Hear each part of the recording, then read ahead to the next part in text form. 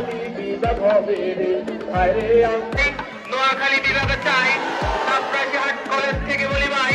নোয়াখালী জাতি এখন জানে তোমরা বড় বেহাইয়া রাস্তা দিয়ে কেউ কেউ করো বাস আর যাই প্রশাসন জবাব চাই নোয়াখালী বিভাগ চাই আরেকটা স্লোগান হবে নোয়াখালী বাঁচানো প্রশাসন জবাব চাই